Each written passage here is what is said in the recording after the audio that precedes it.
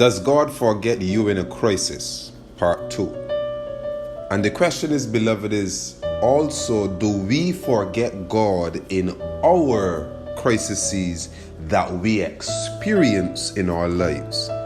In 2 Chronicles chapter 20, from verse 1 onwards down to verse 30, we realize a crisis that happened in the experience of the children of Israel, and namely King Jehoshaphat.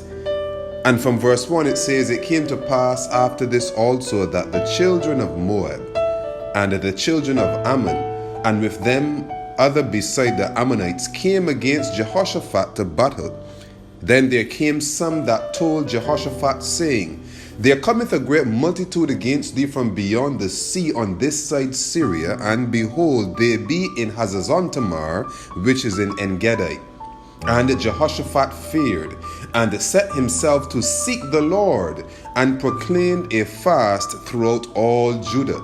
And Judah gathered themselves together to ask help of the Lord. Even out of all the cities of Judah they came to seek the Lord." And Jehoshaphat's response to this clear and present danger that came upon the shores of the nation of Israel is profound, and it includes and involves within his very response precious instruction for us as the children of God, as the people of God, on how we should in likewise respond to the varying crises of our life and crises of society that we experience.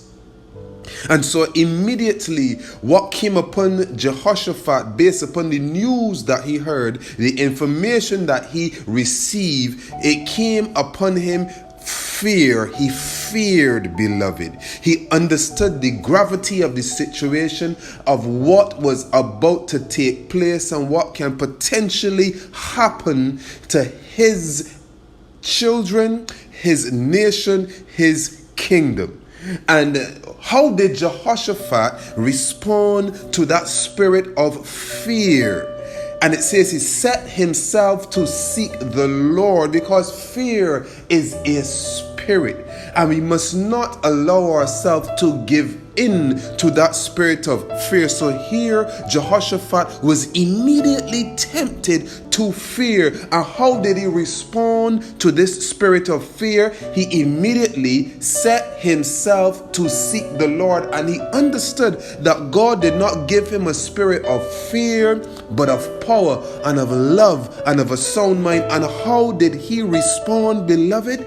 He immediately set himself to seek the Lord. When we receive the bad news, when we receive the things that cause us to become discombobulated at the thought of the information that we have just heard and received, what we need to immediately do, beloved, is set ourselves to seek the Lord. Do not lean on your own intelligence. Do not lean on your own resources. You first go immediately. Your first and primary response is to seek the Lord. Seek the Lord for his wisdom. Seek the Lord for his perspective, because you're only seeing things from your limited perspective. And so you want to open your mind up into God's perspective, to see things from a broader sphere, a wider perspective, so that you would know how to operate now within these new parameters that have been laid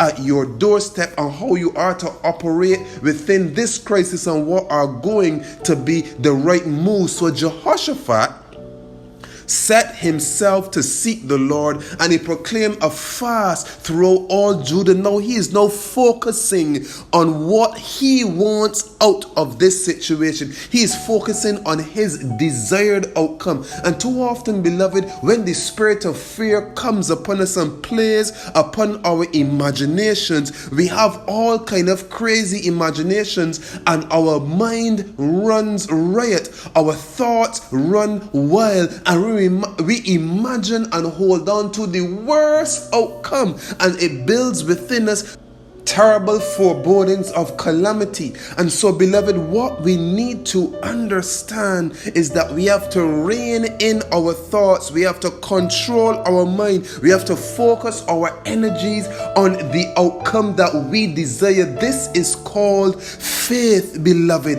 And this is why Psalms chapter 56 says, what time I am afraid, I will trust in thee. Psalms 56 verse 3. What time I am afraid, I will trust in thee. When the fear comes upon your soul as a result of the clear and present danger of the crisis that has now broken in upon the security of your life, you make a choice immediately. Your primary choice is to make a choice. Your primary decision is to make the choice to trust in God. Comfort yourselves that it is going to be all right. This is why David says in Psalms 56 verse 3 to 4, what time I am afraid, I will trust in thee. In God I will praise his word. In God I have put my trust.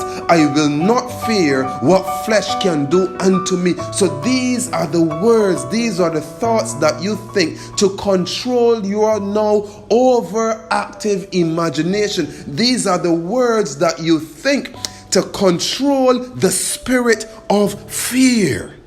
This is why Psalms 116 verse 9 to 10 says, I will walk before the Lord in the land of the living. And David is affirming the fact that despite his distress, despite his discouraging circumstances, he is affirming life. I will walk before the Lord in the land of the living. I believed, therefore have I spoken. I was greatly afflicted. Do you hear that, beloved? David said, I believed, therefore I have spoken. So in your current distress, beloved, it is not a light thing for me to tell you that you have to affirm through your speech and in your thoughts the reality that you expect to experience. You have to affirm the reality that you expect God to create for you. You have to affirm God's mighty working power in your life. You have to affirm the fact that God will hear you